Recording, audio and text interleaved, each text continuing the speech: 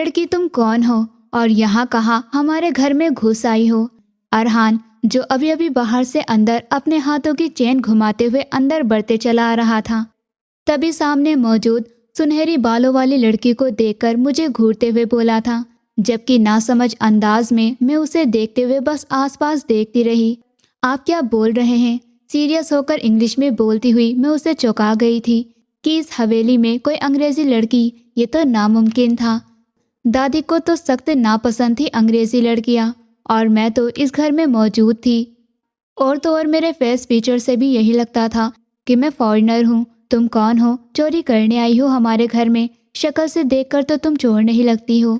ऐसी कौन सी मजबूरी पड़ी जो तुम्हें चोरी करने के लिए हमारी हवेली में घुसकर आना पड़ा? वो मुझे घूरता हुआ अंग्रेजी में मुझसे बोला था, जबकि मैं हैरानी से उसके चेहरे को देखती रह गई थी।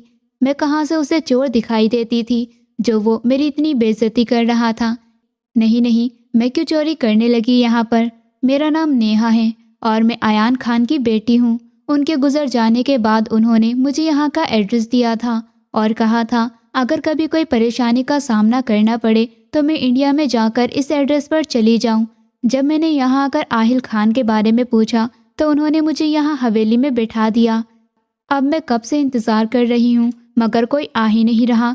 हैरान नज़रों से मैं उसे देखती हुई जल्दी जल्दी अपनी सफाई पेश करने लगी थी, जबकि वो हैरान चेहरे के साथ मुंह खोले मुझे देखता रह गया था। वो सोच रहा था कि क्या मैं अयान खान की बेटी थी, वही अयान जो अपनी मोहब्बत में जुनूनी होकर हवेली छोड़कर दूसरे शहर जा बसा था, सिर्फ और सिर्फ अपनी बीवी के लिए। वो अपनी बीवी से इस कदर मोहब्बत करते थे कि उनकी खातिर अपने घर को भी छोड़ने के लिए तैयार थे और उनके साथ फॉरेन में जा बसे थे। और आज उनकी बेटी उनकी आंखों के सामने मौजूद थी। नीली आंखों से सजी हुई आंखें, बिल्कुल सफ़ेद रंगत, लेकिन मेरा पहनना ओढ़ना कुछ अपना अपना सा लगता था। घुटनों तक आई लंबी सी कमीज और आस्तीन कोहनियों से नीचे तक थी। खुले पायचे वाला ट्राउज़र और गले में दुपट्टा तमीज से डाले हुए मैं पूरी इंडियन बनकर ही यहाँ आई थी। अयान चाचा को क्या हुआ? नर्म आंखों के साथ मुझे देखता हुआ वो मुस्कुराते हुए मुझसे बोला था, जबकि उसके सवाल पर मेरी आंखों में आंसू उतर आए थे। मेरे डैडी पिछले हफ्ते एक कार एक्सीडेंट में मम्मी के साथ मर गए। रोते लहजे में बोलते हुए मैं अपनी आंखों को मुश्किल से भीगने से रोक रही थी। अभी मेरा जख्म ताज़ा था। माँ और बाप की जुदाई बर्दाश्त से बाहर थी, जबकि सामने मौजूद अरहान ने मुझे दुख भरी आंखों से देखा था। अरे तुम रो मत, मैं हूं ना तुम्हारे साथ। वो मेरी तरफ 2 कदम बढ़ते हुए मुस्कुराते हुए झुकता मेरी आंखों में देखते हुए बोला था। वो मेरे सिर पर हाथ फेर गया था, जबकि मैं भीगी आंखों के साथ मुस्कुरा पड़ी थी। थैंक यू, मुस्कुराते हुए बोली और मैं उसके गले लग चुकी थी, जबकि अरहान ने फटी फटी आंखों से मुझे देखा था। चाहे मेरा पहनावा भले ही इंडियन था मगर उनके रिवाज में ये बिल्कुल नहीं था। तभी घबराते हुए मुझे कांधे से थामते खुद से दूर कर गया। अरे लड़की, क्यों सारे आम जूते पड़वाने का इरादा है तुम्हारा? मुझे माफ़ कर दो। घबराते हुए बोलते हुए वो यहाँ वहाँ देखने लगा था कि कहीं किसी ने देख तो नहीं लिया, मगर आसपास किसी को भी मौजूद ना पाकर उसने गहरी सांस भरी थी। मैंने तो कोई कसर नहीं छोड़ी थी सरेआम उसे बेइज्जत करवाने में, लेकिन मैंने क्या किया है? मैं हैरान बड़ी बड़ी आंखों के सामने मौजूद लड़के को देखते हुए उससे बोली थी। मैं तो उसे थैंक यू कर रही थी, जबकि उसने गुस्से से मुझे देखा था। पागल लड़की, इंडिया में गले लगना बदतमीजी समझा जाता है, खास तौर पर जवान लड़कों से। क्यों, आप लोगों को एलर्जी है क्या गले लगने से? जैसे सांस रुक जाता हो, जैसे अभी तुम्हारा गया। मासूमियत से आंखें झुकाते हुए मैं उसे घबराने पर मजबूर कर गई थी। बेवकूफ़ लड़की, गुस्से से बड़बड़ाते हुए वो हिंदी में बोला था, जबकि मैं नासमझी से उसे देखती रह गई थी। कुछ कहा आपने? मासूमियत से पूछते हुए मैं उसे आंखें घुमाने पर मजबूर कर गई थी। दिमाग मत खाओ, भूख लगी है तो खाना खाओ, सामने रूम में जाकर रेस्ट करो। गुस्से से बड़बड़ाते हुए वो आगे कमरे की तरफ बढ़ गया था, जबकि मैं उसे जाता हुआ देख रही थी। क्या तुम्हें सच में हिंदी नहीं आती? दादी ने अपनी अनोखी पोती को देखते हुए कहा था। मैं उनके अयान बेटे की इकलौती बेटी थी, वो बेटा जो उनसे मुंह फेर कर विदेश जाकर बस गया था। दादी के 2 ही बेटे थे, आहिल खान और अयान खान, और उनकी एक बेटी भी थी, रीना, जो अपने हस्बैंड के मरने के बाद उनकी हवेली में अपनी बेटी हुमा के साथ रहती थी। मेरे डैडी मेरी मम्मी से बहुत मोहब्बत करते थे। मेरी मम्मी इंडियन थी और फॉरेन से पढ़ लिख कर आई थी, तो उनका पहनना ओढ़ना भी बोलना सब कुछ फॉरेन जैसा हो गया था। और दादी को वो बिल्कुल भी पसंद नहीं आई थी, इसलिए डैडी उन्हें लेकर फॉरेन में जा बसे थे। जबकि उनके फिर से हिंदी बोलने पर मैंने हैरानी से उन्हें देखा था। मुझे समझ ही नहीं आई आपने क्या कहा। सीरियस लहजे में इंग्लिश में पूछती हुई मैं उन सबको मुस्कुराने की वजह बनी थी, जबकि दादी ने अपने माथे पर हाथ मारा था।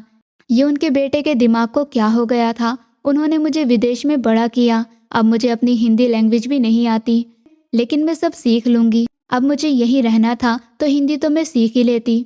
अरहान, हुमा, तुम दोनों धीरे धीरे इसको हिंदी सिखाओ। अब इसको यही रहना है तो हिंदी तो इसको आनी चाहिए। अब मैं अंग्रेज बनकर इससे अंग्रेजी से बात तो नहीं कर सकती।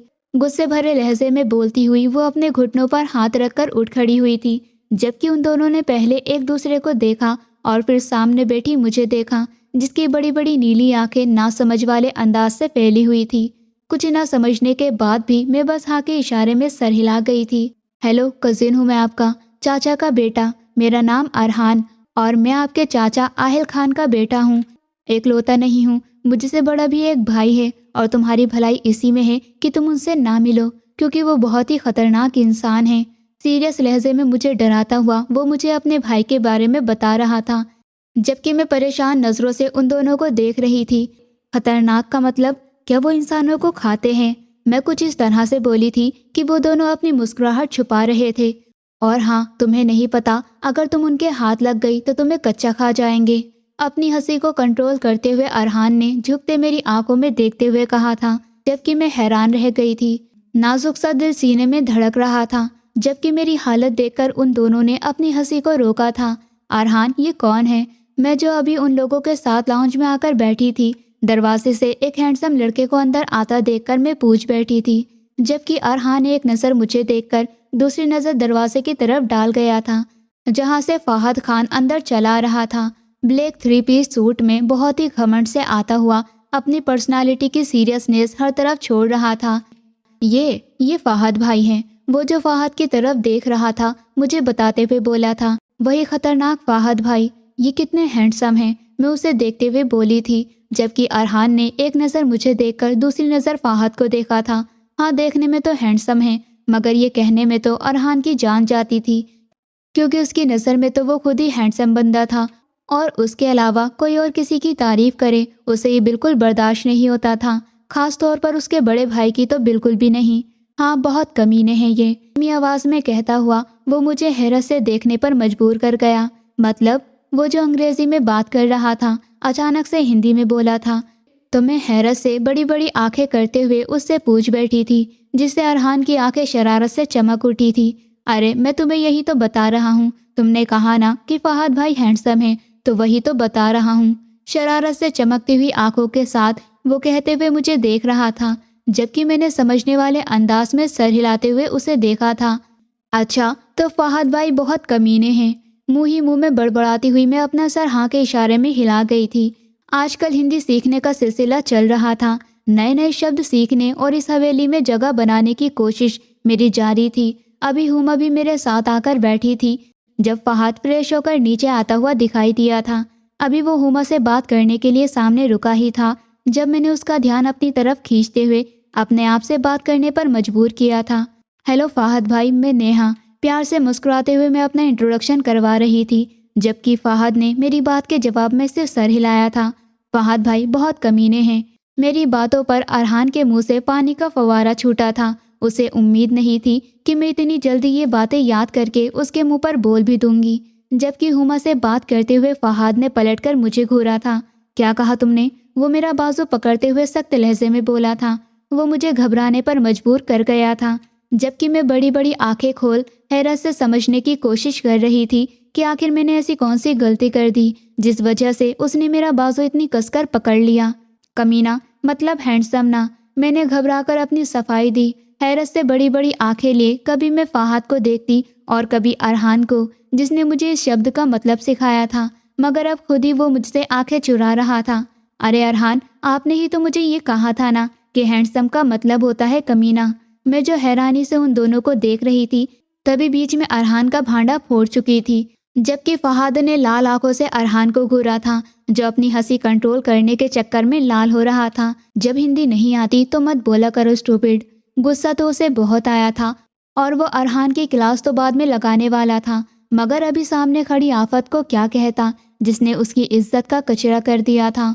वो गुस्से से मुझे डांट कर चला गया था। मैंने क्या किया है अरहान, ये आपकी गलती है। आपने मुझे वो शब्द सिखाया था। मैं आपसे नहीं बोलूंगी, अब बात भी नहीं करूंगी। मेरी आंखों में आंसू भर आए थे।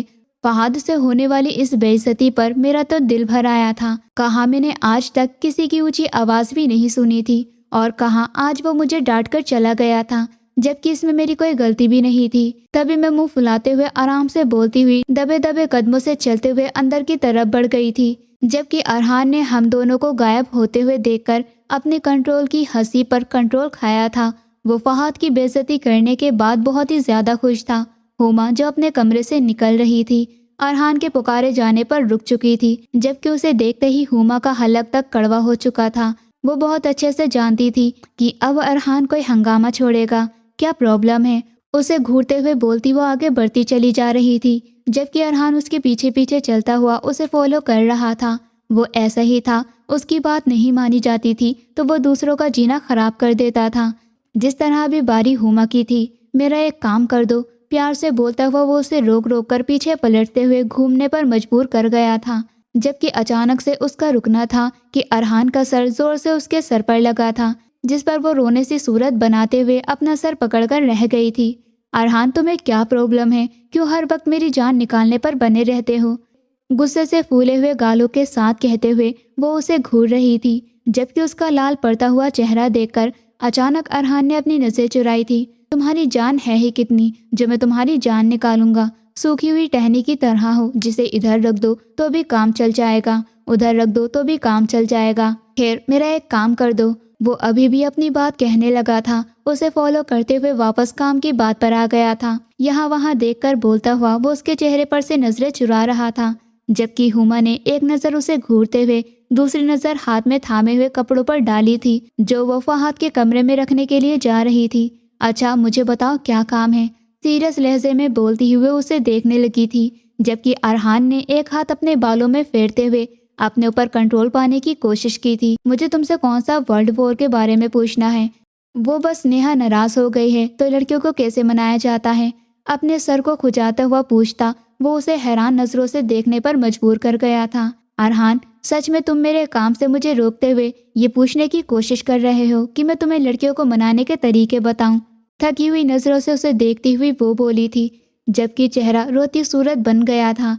हाँ, तो तुम लड़की हो तो तुमसे ही पूछूंगा ना। अच्छा सॉरी, मैं भूल गया था कि तुम लड़की हो नहीं, तुम एक सूखी टहनी हो। चलो फिर इधर, तुम्हारा क्या काम है? मैं किसी लड़की से पूछ लूंगा। वो उससे पूछकर अपना शौक पूरा कर चुका था, तभी मुस्कुराते हुए उसे देखे आगे की तरफ बढ़ गया था, जबकि हुमा ने गुस्से से खोलते हुए अपनी मुट्ठियां मींचकर खुद पर काबू पाने की कोशिश की थी।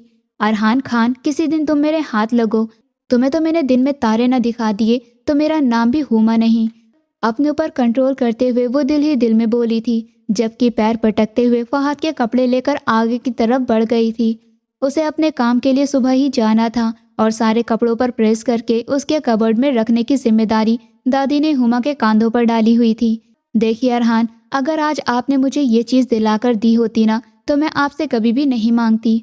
वैसे इनको हिंदी में क्या कहते हैं? मुस्कुराते हुए अरहान के साथ चलकर अंदर आई तो मैं हुमा के साथ सोफे पर बैठ चुकी थी, जबकि सामने बैठता हुआ अरहान शरारत से चमकती हुई आंखों से मुझे फिर से देखने लगा था।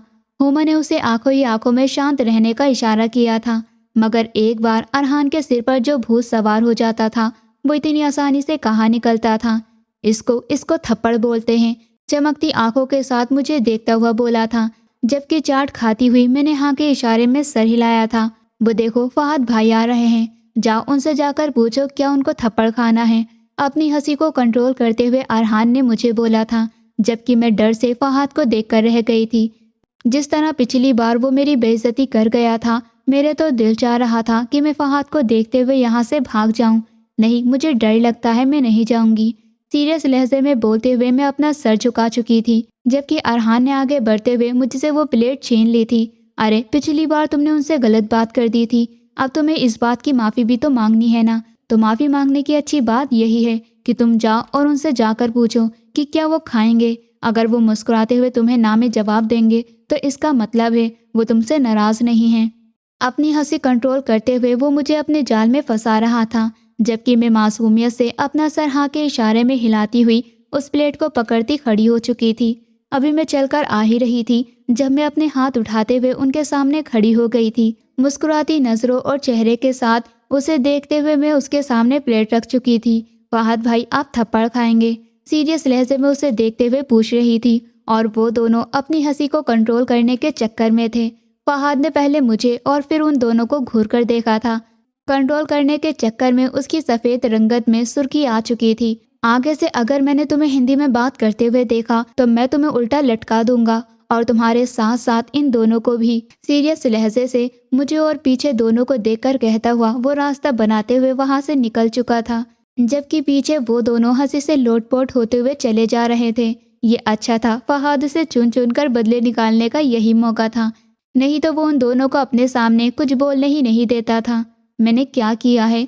आंसू भरी आंखों के साथ कहते हुए मैं उन दोनों की तरफ पलटी थी, जो हंस हंस कर बेहाल होते मुश्किल से अपनी हंसी रोकने की कोशिश कर रहे थे, मगर फिर मेरा चेहरा देखते हुए पेट पकड़कर हंसने लगे थे। जबकि मैं उन दोनों को देखते हुए ये समझ चुकी थी कि वो दोनों फिर से मुझे कोई गलत बात सिखा चुके हैं। तभी पैर पटकते हुए मैंने अपने कमरे की तरफ कदम बढ़ाए थे। मुझे यहाँ आए हुए काफ़ी दिन हो चुके थे। हिंदी सीखने का सिलसिला अभी भी जारी था, मगर हाँ, मैं अरहान के सिखाए हुए शब्द नहीं बोलती थी। दादी से या फिर हुमा से पूछ लिया करती थी, मगर कभी कभी हुमा भी उल्टे मतलब सिखा दिया करती थी, जिस पर मैं गुस्सा होकर रह जाती थी। मैं बहुत बोर हो रही थी, इसलिए मैंने मेडिकल कॉलेज में एडमिशन लेने की दादी से बात की थी, जबकि वो कुछ सोचते हुए एडमिशन लेने की परमिशन दे चुकी थी। इस सारे टाइम में हुमा फहद को देखते हुए अपना रास्ता बदल लिया करती थी। हुमा के दिल में फहद के लिए डर जैसे पहले दिन से ही बना हुआ था, अब तो कुछ और ही ज्यादा हो गया था। जब से फहद ने उसे डांटा था वो उससे डरती थी। हाँ, वो अरहान से आराम से बात कर लिया करती थी, और घर में मौजूद बाकी सबसे भी वो काफ़ी आराम से बात कर लिया करती थी, मगर फहद की बात अलग थी।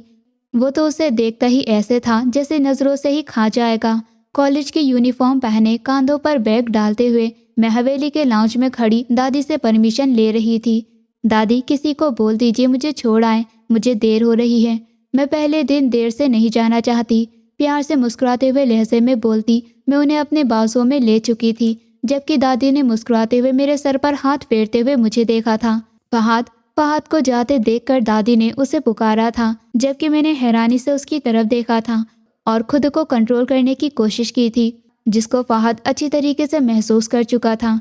ये लड़की क्यों मुझे खुद की तरफ अट्रैक्ट करने की कोशिश करती है, वो बस सोचकर रह गया था। फहद बेटा, नेहा को कॉलेज जाना है, आप उसे छोड़ दीजिए, प्यार से बोलती हुई वो कहने लगी, जबकि फहद की मौजूदगी में मैं दादी को यह भी नहीं कह सकती थी कि मुझे फहद के साथ कभी भी नहीं जाना। भारी होते कदमों के साथ चलते हुए मैं बाहर की तरफ बढ़ गई थी, जहाँ पर आगे आगे फहद चल रहा था और पीछे ही मैं सर झुकाए चली जा रही थी। गाड़ी के पास पहुँचते हुए वो जैसे ही दरवाज़ा खोलने के लिए रुका था, मैं जो सर झुकाते हुए चलकर आ रही थी, मेरा सर जोर से उसके कंधे पर जा लगा था। मुझे गिरने से बचाने के लिए वो मेरा बाजू थाम गया था, जबकि अपने बाजू पर किसी मर्द का हाथ महसूस करते हुए मेरी जान निकलने लगी थी, जबकि वो मेरी हरकतों पर अपने गुस्से को कंट्रोल करके रह गया था। मैं अचानक उसकी देखती हुई जो सुर्ख पड़ती हुई आंखों से मुझे घूर रहा था। आई एम सॉरी भाई, प्यार से बोलती हुई मैं अपना बाजू उससे छुड़ा चुकी थी। तभी दूसरी तरफ से मूर्ति गाड़ी का दरवाज़ा खोलकर बैठ चुकी थी, जबकि फहद ने गुस्से को कंट्रोल करते हुए मुझे देखा था। एक गुस्से भरी नज़र से अपने हाथ की तरफ देखा था, जिस पर अभी अभी मेरा हाथ महसूस हो रहा था। ये लड़की मरेगी किसी दिन मेरे हाथों से। प्यार से खुद से बड़बड़ाता हुआ वो अपने बालों में हाथ फेरने लगा था। हेलो, मेरा नाम रिया है, तुम्हारा क्या नाम है खूबसूरत लड़की? मैं जो अभी अभी अपनी क्लास में आकर बैठी थी, यहाँ वहाँ देखते हुए अभी मुस्कुरा रही थी कि कोई आकर मेरे साथ बैठे। मैंने पलटकर अपने साथ बैठी लड़की को देखा था। अभी वो मुस्कुराते हुए अपना हाथ बढ़ाकर मुझसे बोली थी, जबकि मैं उसकी बात पर मुस्कुराती थी। मेरा नाम नेहा है, नरमी से बोलते हुए मैं उसका हाथ थाम गई थी। दोस्त क्यों नहीं, एक शब्द सवाल था और मेरी तरफ से भी बहुत आराम से जवाब आया था। मुस्कुराते हुए हम दोनों एक साथ बैठे कोई बात कर रहे थे कि बाहर मौजूद लड़कियां जल्दी जल्दी क्लास के अंदर भागी थी। एक ज़रूरी अनाउंसमेंट सुनिए, आज नए प्रोफेसर हमें ज्वाइन करने वाले हैं। सुना है प्रिंसिपल सर की डिमांड पर वो इस कॉलेज में लेक्चर देने के लिए आए हैं, और ये भी सुना है कि वो बहुत हैंडसम है। क्लास की सबसे एटीट्यूड वाली लड़की स्टेज पर खड़े होकर ऐलान करने के अंदाज में बोल रही थी, जबकि बाकी सारी लड़कियों ने मुस्कुराते हुए उसको देखा था। अच्छा हुआ यहाँ आ गई, अब चलो फहद भाई से तो बच जाऊंगी, नहीं तो उनके हाथों एक दिन में मर ही जाती। अपनी बेइज्जती के बारे में सोचकर मैं दिल ही दिल में बोली थी, जबकि मोटी सी किताब निकालकर अपने सामने रखते हुए मैंने एक गहरा सांस भरा था। जब क्लास में हलचल मची, सब लोग सुकून से अपनी जगह पर बैठ चुके थे। सांस रोक के दरवाजे की तरफ देखते हुए वो लोग किसी के अंदर आने का इंतजार कर रहे थे, जबकि मैं इधर उधर देखते हुए किताब खोलकर फहद का सोच रही थी, जो ना जाने कड़वा करेला क्यों था, जिसे मुंह में रखते ही दिन में तारे नजर आ जाते थे। नजर उठाकर मैंने ऐसे ही सामने की तरफ देखा तो मेरी नजरें वही जम चुकी थी। आंखें हैरत से फैलकर बड़ी बड़ी हो गई थी, जबकि सामने खड़े फहद ने मुझे देखकर अपनी मुस्कुराहट पर कंट्रोल किया था। हे ऊपर वाले, मैं इससे बचकर ही तो इस कॉलेज में एडमिशन लेने के लिए आई थी, और अब यह भी यहीं आ गया था। क्या मेरी जिंदगी में सिर्फ फहद ही लिख गया था? क्या उसकी डांट मैं कहाँ कहाँ तक खुद को बचाती? आंखें मीचते हुए मैं अचानक सोचने लगी थी, जबकि फहद ने मेरे एक्सप्रेशन देखते हुए अपना सर बोर्ड की तरफ झुका दिया था। यार नेहा, हमारे सर कितने हॉट हैं। रिया, जो मेरे साथ ही मौजूद थी, अपने कोनी मुझे मारते हुए मुझसे बोली थी, जबकि रिया की बातों पर मेरे गाल लाल होने लगे थे। हैंडसम तो वो वैसे ही था, मगर लड़कियों की नज़रों में एक और कॉम्प्लीमेंट उसके बारे में सुनकर मैं शर्म का शिकार हो गई थी। शट अप, अपना काम करो। फूले हुए सुर्ख गालों के साथ फहद को देखते हुए मैं उससे बोली थी कि रिया ने हंसते हुए मुझे देखा था। क्या ज़रूरत थी इसको इतना बनसवर कराने की? कितना खुश हो रहे होंगे सबकी नज़रें अपने ऊपर पाकर।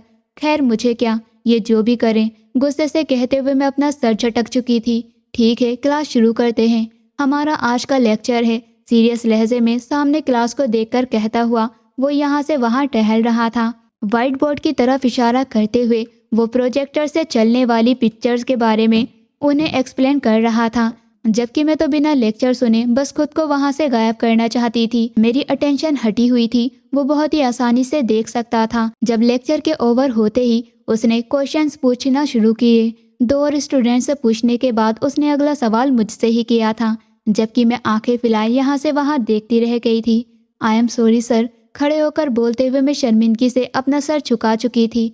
मैं यहाँ पढ़ने के लिए आई थी, किसी और चीज़ पर ध्यान मुझे नहीं देना चाहिए था। ये मेरे लिए शर्मिंदगी की बात थी। अगली बार अपनी क्लास में ध्यान देना, ना कि इधर उधर की चीज़ों पर। नरमी से बोलता हुआ वो अपने क्वेश्चंस कहीं और शुरू से कर चुका था, जबकि मैं खामोशी से अपनी सीट पर अटक कर रह गई थी। क्लास एंड हो चुकी थी। स्टूडेंट धीरे धीरे बाहर निकलते हुए क्लासरूम को खाली कर रहे थे, जबकि मैं ख्यालों में खोई हुई वहीं पर बैठी रही थी। रिया ने भी मुझे कुछ कहा था, मगर मेरी समझ में कुछ भी नहीं आया था। मैं बस हाँ के इशारे में सर हिलाकर रह गई थी। कुछ देर बाद चौंक कर मैंने सर उठाया था, जहाँ फहद मेरे बिल्कुल सर पर मौजूद था, जिसे देखकर मेरी सांसें सीने में ही अटक गई थी। फहद भाई, नरमी से उसका नाम पुकारते हुए मैं उसकी आंखों में देखती रह गई थी, जबकि फहद ने झुकते हुए मेरी आंखों में अपनी नजरें गाड़ी थी। तुम्हारा ध्यान क्यों हटा हुआ है? पढ़ने के लिए आई हो तो पढ़ो। प्यार से बोलता हुआ वो एक हाथ मेरे सर पर फेर चुका था। अगर यहाँ अरहान मौजूद होता और उसे इस तरह नरमी से पेश आते देख लेता तो यहीं पर बेहोश हो जाता। मेरा ध्यान आपकी वजह से हटा हुआ है। मैं थोड़ी सी नरमी मिलने पर बोल चुकी थी। अच्छा, मेरी वजह से क्यों? क्या मैं इतना हैंडसम हूँ कि तुम लेक्चर पर ध्यान नहीं दे सकती? इसमें तो सच में ही मेरी गलती है। मुस्कुराते लहजे में बोलता हुआ वो मुझे शर्म से लाल करने पर मजबूर कर गया था। ऐसी बात नहीं है, जब भी हम मिलते हैं आपने मुझे डांटा है। फूले फूले गालों के साथ मैं अपनी शर्म दूर करने के लिए उससे बोली थी, जबकि मेरी शिकायत करने पर वो मुस्कुरा दिया था। अच्छा, आगे से नहीं डांटूंगा। मेरे लेक्चर में पूरी अटेंशन देनी पड़ेगी तुम्हें। मुझे बोलता हुआ वो मेरे गाल खींच चुका था, जिस पर मैं सिर्फ उसका नाम पुकार कर रह गई थी। मेरे चीख बड़े हो जाएंगे। प्यार से बोलते हुए मैं अपने दोनों गालों पर हाथ रखते हुए उन्हें छुपा चुकी थी, मगर वो मुस्कुराते हुए उंगली का नाखून हल्के से मेरे माथे पर मारते हुए पीछे हट चुका था, जिस पर मैंने मुस्कुराते हुए उसे देखा था। चलो आओ, छुट्टी हो गई है, घर चलें। प्यार से बोलता हुआ वो आगे बढ़ गया था, जबकि मैंने अपना बैग संभालते हुए उससे पीछे दौड़ लगाई थी। दरवाज़ा खोलने से पहले वो ऐसे ही रुका था। मैं जो भागते हुए उसकी तरफ आ रही थी, उसकी चौड़ी पीठ से जा टकराई थी। अपना सर थामते हुए मुझे दिन में तारे दिखाई दे गए थे। क्या खाते हैं आप? किस चीज़ से बने हुए हैं? ऐसा लगता है किसी दीवार में मैंने अपना सर फोड़ दिया हो।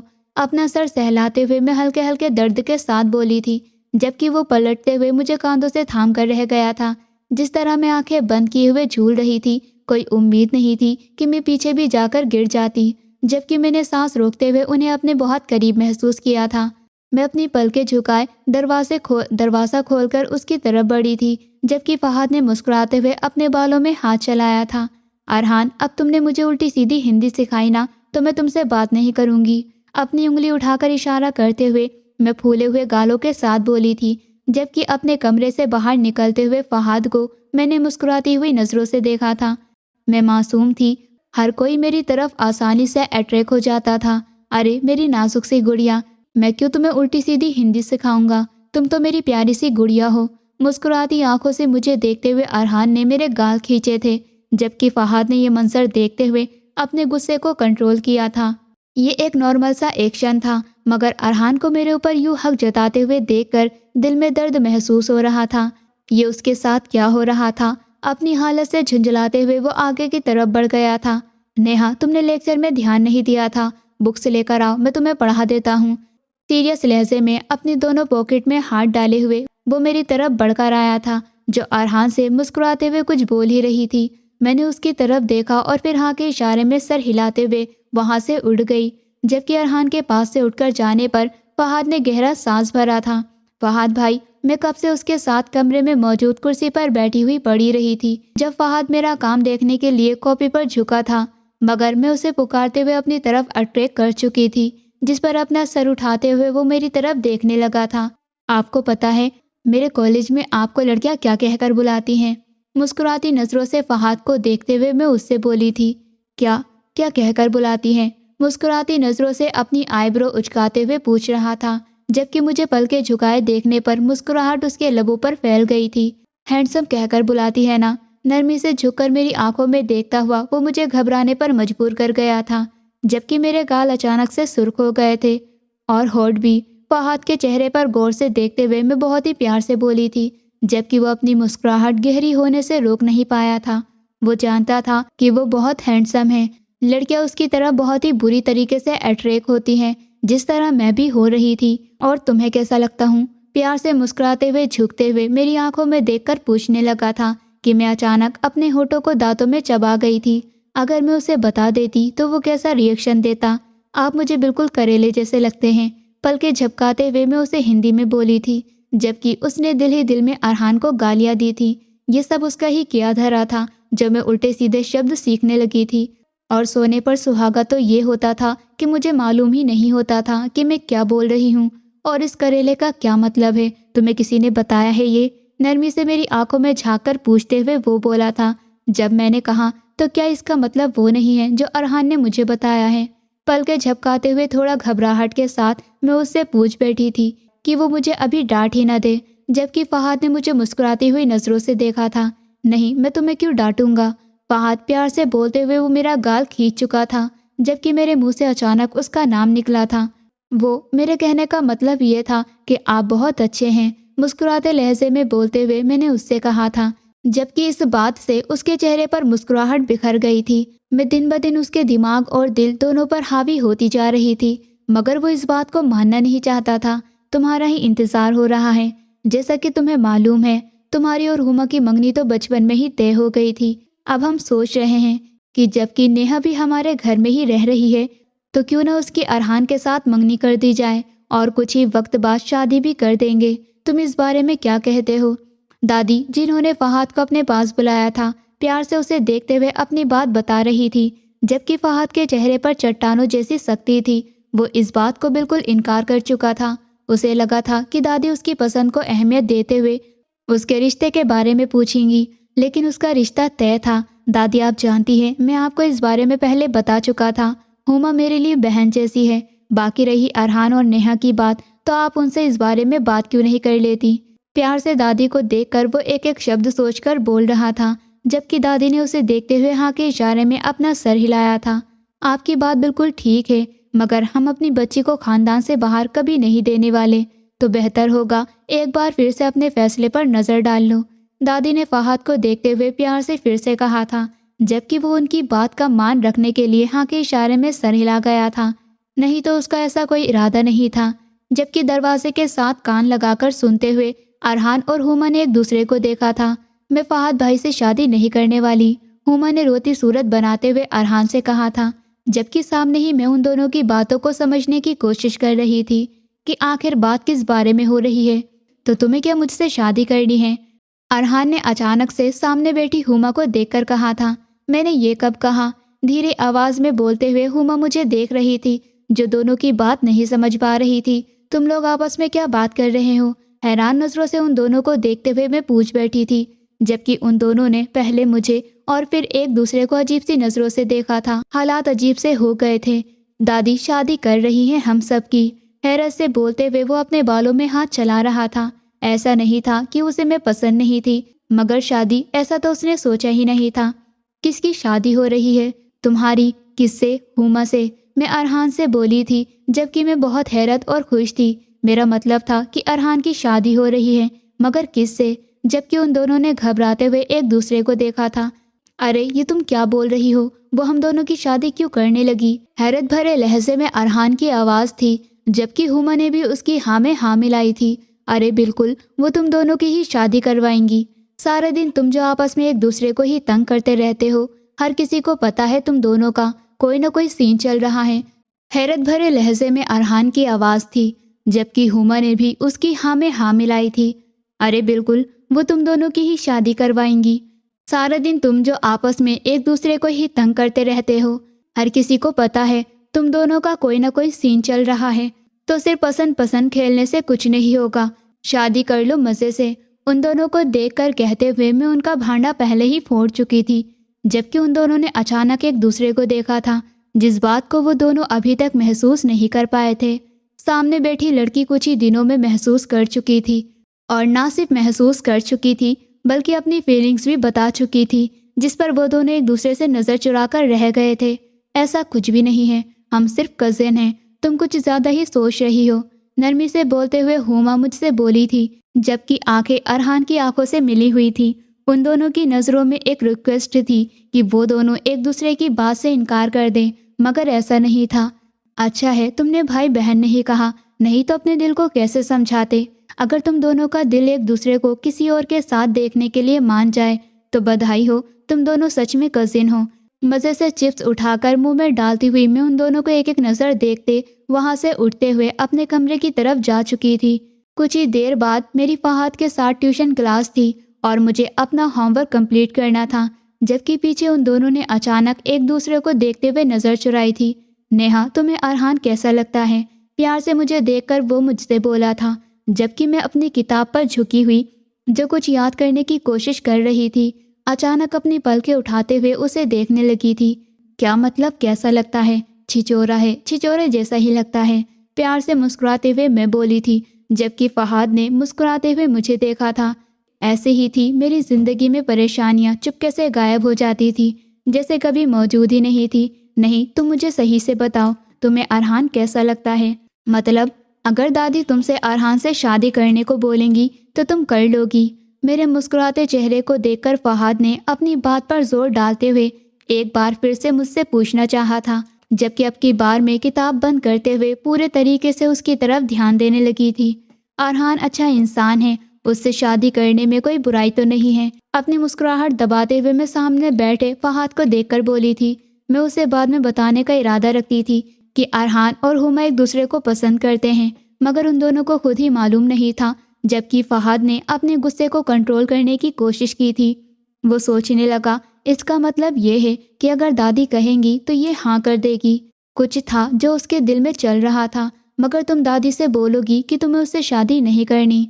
एकदम उसके चेहरे पर गुस्सा आ गया था। वो मेरे चेहरे को छूते हुए बोला था, जिस पर मैं हैरान रह गई थी। एकदम से मुझे उसका बदला हुआ रूप समझ नहीं आया था, मगर मैं दादी को मना क्यों करूंगी। हैरान नजरों से उसकी आंखों में देखते हुए मुस्कुराने पर मजबूर कर गई थी, क्योंकि तुम किसी और की नहीं हो सकती, और अब तो बिल्कुल भी नहीं। मैं तुम्हें हर उस इंसान से छीन लूंगा जो तुम्हें मुझसे चुराने की कोशिश करेगा। सीरियस लहजे में बोलता हुआ वो मेरी आंखों में देखने लगा था, जिस पर मेरा पूरा शरीर कांप कर रह गया था। फहाद भाई, प्यार से मैंने उनका नाम पुकारा था, जबकि फहाद ने झट से मेरे होठों पर अपनी उंगली रख दी थी। मैं तुम्हारा भाई नहीं हूँ, आगे से मुझे भाई मत पुकारना। प्यार से लहजे में बोलता हुआ वो मेरी सांस हलक में ही रोक चुका था। जबकि फहाद का ऐसा रूप देखकर तो मेरी जान निकलने लगी थी।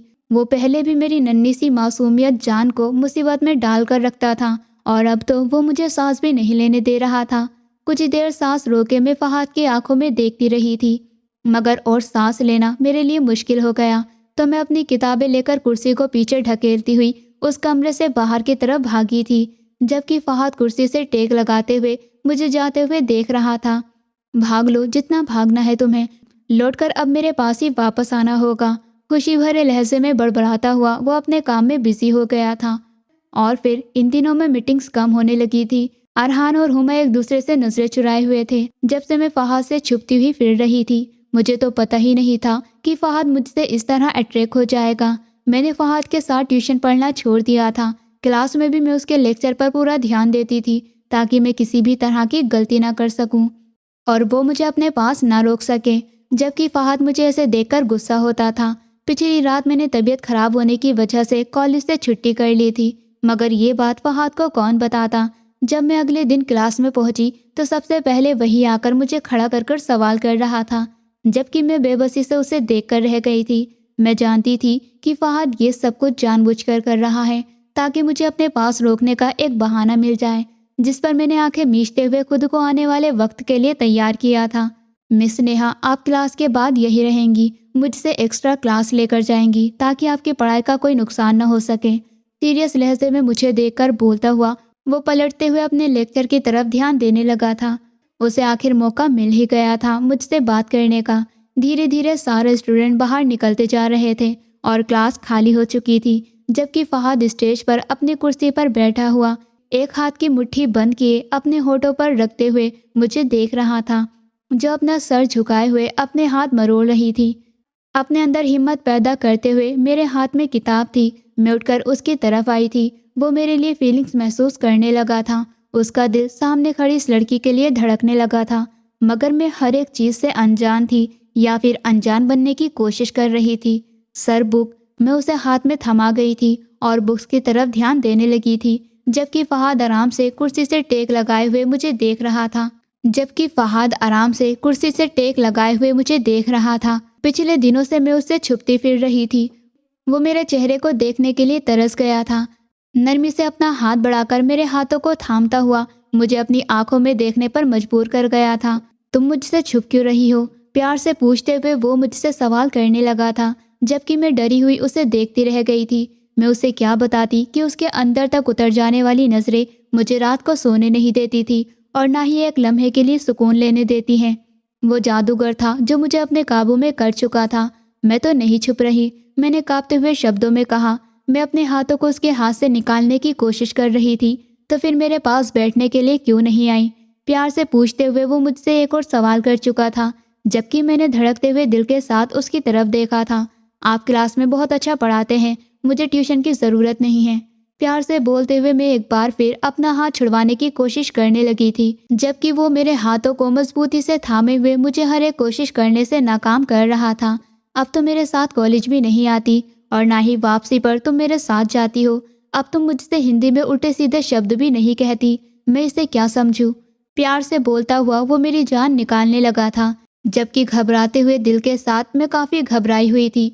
ऐसी कोई बात नहीं है। प्यार से बोलते हुए मैं अपने हाथ को उसके हाथ से निकालने की फिर से कोशिश करने लगी थी, जबकि वो एक झटका देते हुए मुझे खुद पर झुका चुका था। मेरी आंखें फैलकर बड़ी बड़ी हो गई थी। शाम को दादी तुम्हारे पास आएंगी, शाम को दादी तुम्हारे पास आएंगी और तुमसे पूछेंगी कि वो तुम्हारी शादी मुझसे करना चाहती हैं। तुम उन्हें अपना जवाब हाँ में दोगी। प्यार से मेरे बालों की लट मेरे कान के पीछे करते हुए वो मुझसे कह रहा था, जबकि मैं अपना सांस रोकते हुए उसको देख रही थी। मगर मुझे आपसे शादी नहीं करनी। मैं हैरत से उसे देखते हुए पीछे हटते हुए बोली थी, जबकि मेरी नाजुक हथेली उसके चौड़े हाथों में दबी हुई थी। वजह बताओ? प्यार से बोलता हुआ वो मेरी हथेली पर अपना अंगूठा फेर रहा था। मुझे आपसे डर लगता है। प्यार से बोलते हुए मैं उसे मुस्कुराने पर मजबूर कर गई थी। बीवी बनकर तो नहीं लगेगा, अपना दिल बड़ा करो। मुझे फिर भी नहीं करनी। आप मुझे डांटते हैं, मैं अपनी नज़रें यहाँ से वहाँ घुमा रही थी, जबकि फहाद ने मुझे अंदर तक उतरकर जाने वाली नज़रों से देखा था। इसलिए मुझे आपसे शादी नहीं करनी। आप मुझे ऐसे देखते हैं जैसे आप मुझे कच्चा खा जाएंगे। गुस्से भरे लहजे में अपना मुंह फुलाते हुए मैं उससे बोली थी, जबकि वो अपनी मुस्कुराहट को दबाता हुआ अपनी नज़रों को कंट्रोल करने की कोशिश कर रहा था। क्या करूं, तुम्हें देखते ही ये नज़रें अपना कंट्रोल खोने लगती हैं। इसलिए तो कहता हूँ जल्दी से शादी कर लो। मुझसे प्यार से बोलते हुए झुककर मेरे हाथों को चूम चुका था, जबकि मैं उसके होठों को महसूस करते हुए अपनी जान निकलते हुए महसूस कर रही थी। फहाद कपकपाते होठों के साथ उसका नाम पुकारा था, जिस पर वो दिलो जान से फिदा हुआ था। अपने दिल को कंट्रोल करना मेरे लिए बहुत मुश्किल है। मेरी परेशानियां मत बढ़ाओ और मुझसे शादी कर लो। तुम मिल जाओगी तो इस तड़पते हुए दिल को सुकून आ जाएगा। नरमी से बोलता हुआ वो मुझे अपनी आंखों से देखने पर मजबूर कर गया था, जबकि मैं अपनी आंखें झुकाते हुए उसके हाथों को अपने हाथ पर देख रही थी। दिल जोरों से धड़क रहा था, मगर उसकी इस इजहार पर कहीं मेरे दिल में हर तरफ सुकून सा उतर गया था। 1 मिनट दादी, इससे पहले कि आप कुछ बोले मैं आपको पहले ही बता देना चाहता हूँ, मैं किसी और से मोहब्बत करता हूँ। मैं नेहा से शादी नहीं कर सकता। दादी, जो फाहद और अरहान दोनों को अपने पास बुलाई हुई थी, इससे पहले कि वो कुछ बोलती अरहान एकदम से खड़ा होता हुआ बोल गया था, जबकि फाहद ने अपनी मुस्कुराहट दबाते हुए उसे देखा था। उससे बेहतर उसके भाई को और कौन जान सकता था। वो जानता था कि आखिर ये एक दिन बम फट ही जाएगा, और आज उन लोगों की शादी की बात होने पर वो आखिरकार बोल ही पड़ा था। मगर हमने तो कुछ नहीं कहा। प्यार से बोलते हुए दादी ने उसे घूरा था, जिस पर वो गहरा सांस भरते अपनी जगह पर वापस बैठ चुका था। नहीं, वो मैं कह रहा था दादी, मैं हुमा से शादी करना चाहता हूँ। दादी, मैं उससे मोहब्बत करता हूँ, उसे बहुत खुश रखूंगा। मेरी उससे शादी करवा दीजिए। कसम से आपको बहुत जल्दी परदादी बना दूंगा।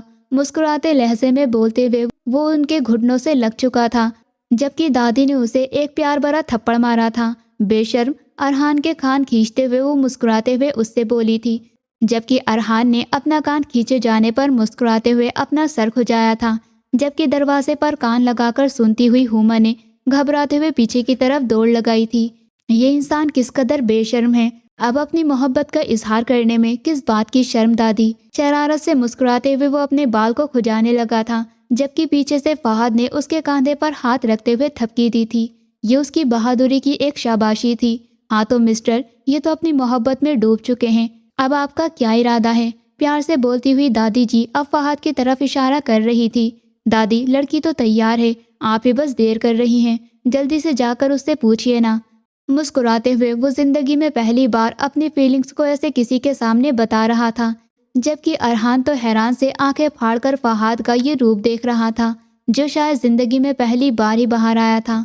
कौन सी लड़की, और वो कब तैयार हुई, वो भी आपके लिए? हैरत से फहाद को देखकर वो पूछने लगा था, जब तुम जैसे नकचड़े को लड़की मिल सकती है तो मैं तो फिर भी हैंडसम बंदा हूँ। मुस्कुराते हुए अरहान को देखकर बोलता वो हाथ फेरते उसके बालों को बिगाड़ चुका था, जबकि दादी इन दोनों को मुस्कुराते देखकर बहुत खुश हो रही थी। हवेली में हर तरफ खुशियां फैल चुकी थी।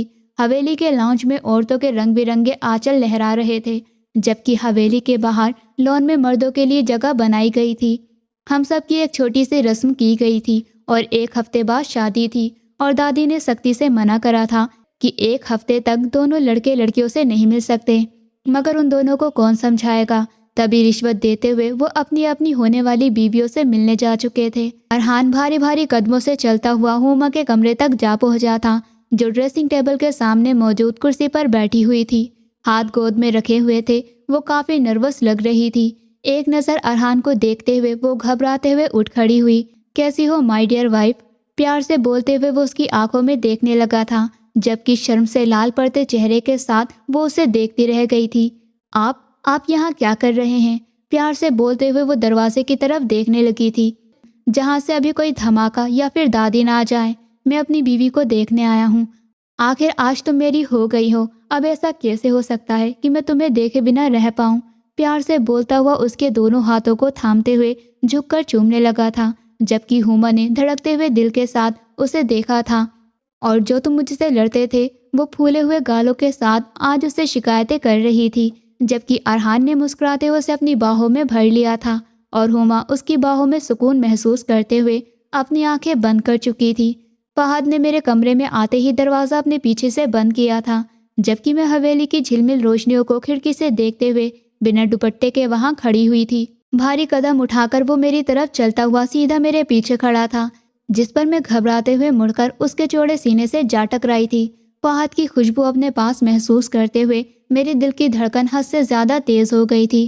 फहद, धीमी आवाज में मैंने उसका नाम पुकारा था, जिसे सुनकर वो सुकून से आंखें बंद कर चुका था। मेरी कमर पर अपने बाजू बांधते हुए वो झुककर मेरे माथे को चूम चुका था, जबकि उसकी बाहों में कांपते हुए मैं अपनी आंखें बंद कर चुकी थी। खुद को मेरे नाम करने के लिए तुम्हारा थैंक यू, नर्म से झुककर मेरी गर्दन को चूमता हुआ वो धीमी आवाज में बोला था, जबकि मुझे मेरी जान निकलती हुई महसूस हो रही थी। कोई आ जाएगा, प्यार से बोलते हुए मैं उसकी आंखों में देखने लगी थी, जबकि इस वक्त वो खुद को मुझे बिल्कुल भी दूर नहीं कर सकता था। ये कितना मुश्किल काम था, ये सिर्फ वही जानता था, मगर खुद पर कंट्रोल पाते हुए वो एक कदम पीछे हट चुका था।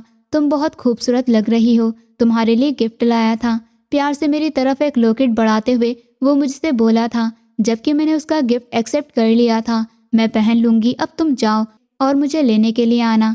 मुस्कुराते हुए बोलती मैं अपने हाथों से पीछे होने का इशारा कर चुकी थी, जबकि वो अपने दिल पर कंट्रोल करता हुआ मुझे देखकर उल्टे कदमों से दरवाजे की तरफ बढ़ा था।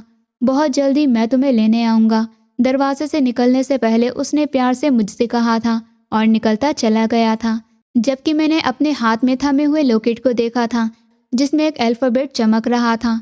मुस्कुराते हुए मैं उस लॉकेट को पहनते हुए कुछ देर पहले के लम्हों को याद करके शर्माने लगी थी। दोस्तों, उम्मीद करती हूँ आपको हमारी कहानी पसंद आई होगी। कहानी पसंद आई है तो वीडियो को लाइक करें, चैनल पर नए हैं तो चैनल को सब्सक्राइब करें और हाँ, नोटिफिकेशन बेल को ज़रूर दबाएं ताकि अगली अपडेट सबसे पहले आपको मिले।